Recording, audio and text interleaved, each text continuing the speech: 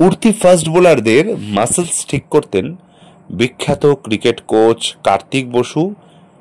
এ কাজ করতে বিষ্ণুচরণ ঘোষের আঁকড়ায় আসতেন। পিতার মতো ভারত বিখ্যাত ছিলেন পুত্র বিশ্বনাথ ঘোষও। বিষ্ণুচরণের হুকুমে মাত্র 16 বছর বয়সে বিশ্বনাথ বুকে হাতি তুলতে এতটুকু ভয় পাননি। জাপানে গিয়ে যোগাসন দেখে খুব নাম করেছিলেন। সত্যি বলতে সততা, সাহস, পরাক্রম, জুজুৎসু, ভারোত্তোলন বা যোগাসনে বিষ্ণুবাবুর সমকক্ষ আর কেউ ছিলেন না। অনেকেই বলেন দাঙ্গার সময় নাকি মাত্র 4 জন ব্যায়ামবীরকে নিয়ে বিষ্ণুবাবু সামলাছিলেন নিজের এলাকা। মনতোষ রায় থেকে রবীন গোস্বামী থেকে কমল ভান্ডারীর মতো সেরাদের তিনি তৈরি করেছেন। যোগাসন বা ব্যায়াম বাঙালি কিন্তু বর্তমানে দিনে মানে কোনো কোনো বাবার থেকে শেখেনি। অনেক বছর আগে থেকেই দেশকে বাংলা একের পর এক ব্যায়ামবীর উপহার দিয়েছেন। মানে বলে না পেট মোটা বাঙালি বা পেট রোগা বাঙালি, ভুঁড়িওয়ালা বাঙালি, কনসেপ্টটাই ভুল। কারণ বাঙালি অরিজিন কিন্তু সেরকম নয়। ভেবে দেখুন, ইনারা আমাদের বাঙালিদের পূর্বপুরুষ। নীলমণি দাস থেকে বিষ্ণুচরণ ঘোষ থেকে মনতোষ রায়, মনোহর আইচ, গৌর গোফরা দেখিয়ে দিয়েছেন বাঙালির যোগাসন আর পেশিবহুল চেহারা তৈরি করতে কারোর চেয়ে কম যায় না। বাঙালির যোগাসনের সোনালি সময়টা বোধ হয় আমরা পেরিয়ে এসেছি। ফেসবুক পেজ ধ্রুবতারাদের খোঁজ থেকে আমি এটি নিয়েছি। জাস্ট কয়েকদিন হলো আন্তর্জাতিক যোগ দিবস পালিত হয়েছে। প্রতি বছর 21শে জুন যোগ দিবস পালিত হয়। সারা বিশ্ব আজ যোগের গুরুত্ব বুঝতে পারছে। এর সিংহভাগ কৃতিত্ব কিন্তু ভারতীয় যোগগুরুদের। বাঙালির দেহচর্চা নিয়ে আলোচনা করতে হলে বিষ্ণুচরণ ঘোষকে ছুঁয়ে যেতেই হবে। বাঙালি ব্যায়ামবীরের তালিকায় তার স্থান সর্বদা সবার শীর্ষে। ছোটবেলায় চেহারা একদম সাধারণ রোগা বটকা ছিল, গায়ে বিরাট জোর না থাকলেও মনে ছিল অদম্য সাহস। ওকালতি পাশ করে বেশ কিছুদিন পুলিশ কোর্টে ওকালতি করেছেন। ততদিনে ব্যায়ামবীর হিসেবে যথেষ্ট নামও হয়েছে। আদালতে সওয়াল করার সময় বক্তৃতায় প্রসঙ্গক্রমে স্বাস্থ্য ভালো রাখার কথা বলতেন। বিচারপতিরা হয়তো ভাবতেন, এই আবার কেমন উকিল রে বাবা। বিষ্ণুচরণের 2 ভাই আমেরিকায় যোগদা আশ্রমের প্রতিষ্ঠা করে বিদেশে ভারতীয় যোগ ব্যায়ামের প্রচার করেছেন। কলেজে পড়ার সময় থেকেই বিষ্ণুচরণ কলেজ লাগোয়া জিমনাসিয়ামে ছেলেদের স্বাস্থ্য চর্চা দেখে মনে মনে পুলকিত হতেন। ভাবতেন তিনিও যদি এভাবে স্বাস্থ্য চর্চা করতে পারতেন। বিষ্ণুচরণের 2 চোখে প্রতিশ্রুতি রক্ষার প্রতিজ্ঞা দেখে রাজেন গুহ ঠাকুরতা তাকে শিষ্য হিসেবে গ্রহণ করলেন। 1 বছরের সাধনায় বিষ্ণুচরণ হয়ে উঠলেন তার চোখের মণি। সাথী হিসেবে পেলেন কেশবচন্দ্র সেনকে, যিনি চলন্ত দোতলা বাস টেনে থামিয়ে দিতে পারতেন।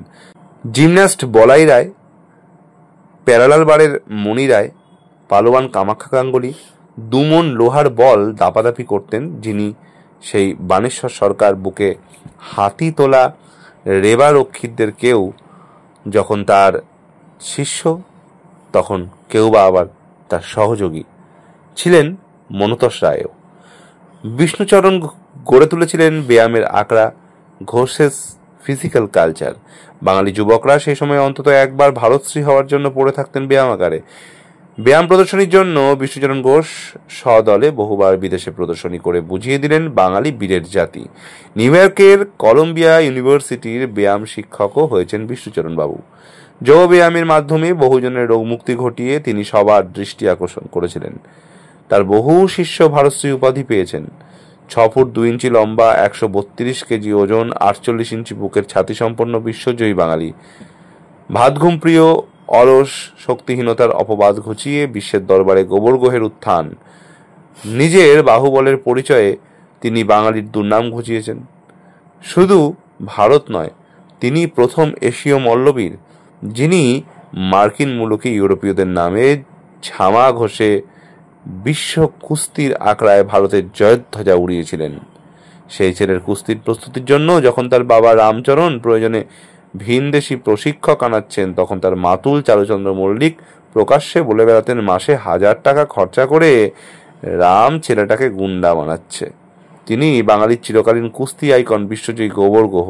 আসল নাম যতীন্দ্রচরণ গুহ।